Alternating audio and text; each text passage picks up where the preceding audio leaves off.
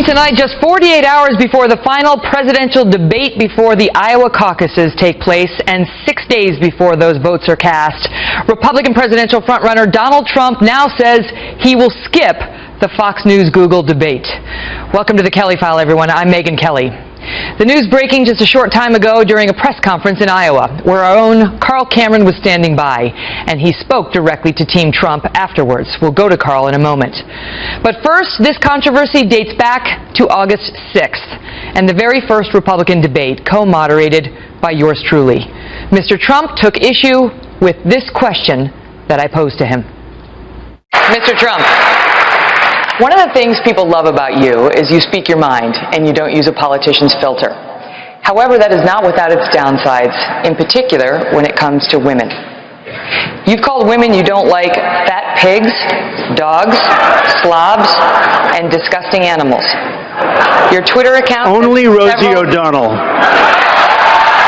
No, it wasn't.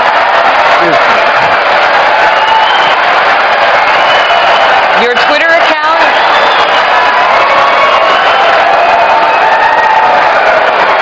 Thank you.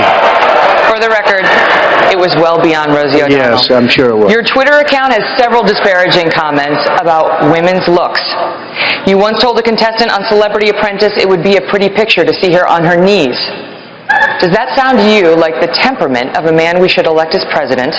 And how will you answer the charge from Hillary Clinton, who is likely to be the Democratic nominee, that you are part of the war on women? In the months since, Mr. Trump has repeatedly brought up that exchange as evidence of alleged bias on my part. I maintain it was a tough but fair question, and we agreed to disagree. This past weekend, Mr. Trump resumed his complaints about yours truly, arguing that Fox News chief Roger Ailes should ban me from the debate this Thursday. Fox News had announced back in August that Bret Baier, Chris Wallace, and I would be the moderators of this next debate. Mr. Trump's complaints continued through the week, ultimately resulting in a video today he posted to Instagram hitting this issue again. Fox News responded, and we'll get to all of that in a moment. As the frontrunner, he was scheduled to be front and center on Thursday night when Fox News hosts the Republican debate in Iowa. Now he says he will not show. We have a powerful political lineup to discuss the debate and the Iowa caucuses now just 6 days away, including our Fox News senior political analyst Brit Hume. Tony Perkins is here to break news on the Kelly File tonight with his presidential endorsement, which the top frontrunners were both seeking. Former New York City Mayor Rudy Giuliani also joins us, along with, and this is a first for the Kelly File, filmmaker Michael Moore. The only time that we have ever seen him, and one of only a couple of times ever for Mr. Moore on this channel. But we begin tonight in Des Moines with our chief political correspondent, Carl Cameron, and the news on Mr. Trump. Carl? Hi, Megyn. It is unprecedented for a front-running candidate in either party to suggest there'll be a no-show at a debate 4 days before the First of the Nation caucuses. Is something that no one could have imagined prior to Donald Trump's candidacy. He held a news conference today in Marshalltown, Iowa, before a rally. And Mr. Trump gathered the press just a few feet away from where the rally audience was waiting.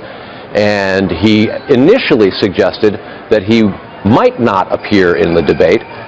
First, let's listen to what he said to the news conference initially. Most likely, I won't be doing the debate.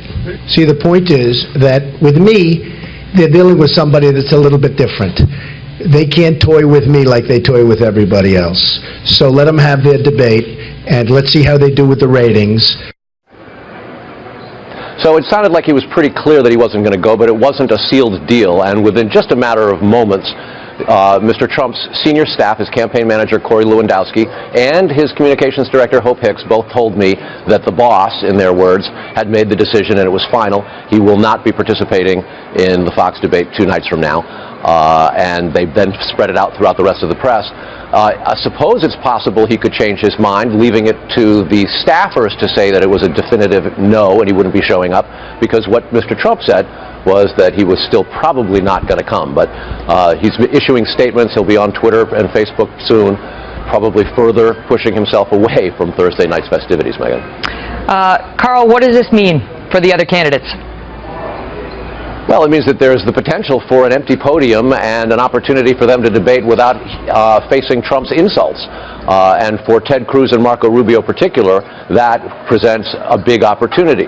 Mr. Cruz is essentially in a virtually tied race against Trump at the top of the polls here in Iowa. And Cruz has been in quite a fight with Donald Trump. And today, he has issued a challenge to debate Mr. Trump head-to-head without moderators and begun to criticize Trump for being afraid to show up. Watch. I think anyone running for president of the United States owes it to the people of Iowa to have the humility to come in front of you, to make the case, to answer the hard questions, to look you in the eyes. This is a job interview. The President of the United States works for each and every one of you.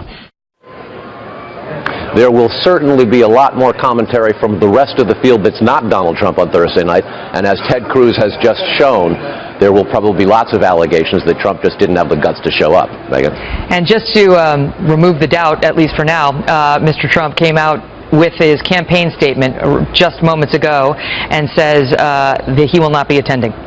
I'm trying to get the exact quote up here. He will not be participating in the Fox News debate and will instead host an event in Iowa to raise money for veterans and wounded warriors, etc. Carl, thank you. So, how did we arrive here? Earlier today, Donald Trump posted this video. Megyn Kelly's really biased against me. She knows that, I know that, everybody knows that. Do you really think she can be fair at a debate? He also posted a Twitter poll asking his followers if he should even participate in the debate. He had already been told by Fox News that I would. Fox News later today released this tongue-in-cheek statement that read, quote, "We learned from a secret back channel that the Ayatollah and Putin both intend to treat Donald Trump unfairly when they meet with him if he becomes president. A nefarious source tells us that Trump has his own secret plan to replace the cabinet with his Twitter followers to see if he should even go to those meetings." Further, Fox News chief, our chairman, our chief executive, Roger Ailes, said, quote, "Megyn Kelly is an excellent journalist, and the entire network stands behind her. She will absolutely be on the debate stage on Thursday night." And just now, he announced he will not. Brit Hume is our Fox News senior political analyst. Brit, your thoughts? Well, I think this is partly about you. That's pretty clear. Trump's never gotten over that first question you asked him, which, to me at least, and I think to any other reasonable journalist, was a completely fair and relevant question. But he never seems to have been able to get past that. I think it's partly about the news cycle. Certainly, this is all anybody's talking about tonight. The Twitterverse lit up with it like you wouldn't believe, as I'm sure you know. And I think it's also partly about the fact that he may feel now, Megan, that he's caught up and past Ted Cruz, who was leading him in Iowa, and that he can afford now to skip this debate and not give Cruz a chance to take him on in a way that might be risky for Trump. Trump might well believe that he could win such an exchange, but I think he may feel that he's in a position where it's not worth taking the chance. It'll be very interesting to see how he responds to the Cruz challenge to a one-on-one debate. Because Cruz will be campaigning on that now for the next several days, accusing Trump of being unwilling to face the voters. Remember this, Megan. In 1980, Ronald Reagan was going into that primary season on the Republican side, the presumptive front runner, but he skipped Iowa. And the voters of Iowa were not amused, and George H.W. Bush won the Iowa caucuses. He worked hard to do it. There was a debate in Iowa. Reagan skipped that. Reagan recovered quite nicely in New Hampshire soon thereafter, but it was an interesting moment. Now, voters in Iowa, I think, take the caucuses seriously. They expect the candidates to face them, and while Trump has certainly campaigned in Iowa, it'll be interesting to see how people respond to his refusal to participate in the debate, which is clearly an Iowa debate. I mean, that's the purpose of having it when it was scheduled. Mm-hmm. So that'll be interesting to see. I mean, what's interesting here is Trump is not used to not controlling things as the chief executive of a large organization. But the truth is, he doesn't get to control the media. And while he's made his position clear about me after that first debate, Roger Ailes made his position clear too. And, you know, when Trump started it up again this past Saturday and then resumed it again and again and again and again, he was told repeatedly, our debate team is settled, and then came that Instagram video he put out today, followed by the company statements. Well, Megyn, news organizations need, to the greatest extent possible, on events like this and in their coverage generally, to be neutral in their approach. So if a news organization sets the terms of the debate, makes them public, sets forth who will be doing the questioning, people can either accept or not accept. Trump, it appears, decided he would not accept. He's free to do that. What he's not free to do, and what no news organization would allow, would be for him to in some way dictate the terms of the debate. And I don't know why he thought it was possible to do that. Remember, he had an earlier debate, he was demanding some CNN debate, I think he was demanding some donations be made and so forth. They weren't, and he showed up anyway. It looks to me like this time he's so far out on the limb of not showing up that he won't show up. You know, the company released it in August that the same debate team that hosted the first debate would host this debate. Then there was an official press release in early December. Nothing's changed, but as we got closer to it, and as we're a week away from Iowa, his tune changed, and he resumed the rally to try to change the debate team as settled by this company. Make no mistake about it, Megyn, this act by Trump will not hurt him a bit among his hardcore followers. As far as they're concerned, you know, he could take off all his clothes and run down Broadway tomorrow, and they would say, look, hey, that's great, it shows he's not politically correct. So this won't move the needle with them at all.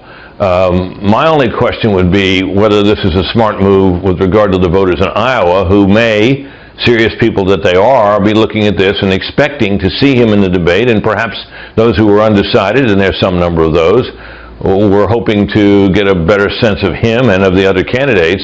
And if he doesn't show up, I don't know how well this is going to go down with them. It's impossible to say. Brett, it's great to see you. Thanks, Megyn.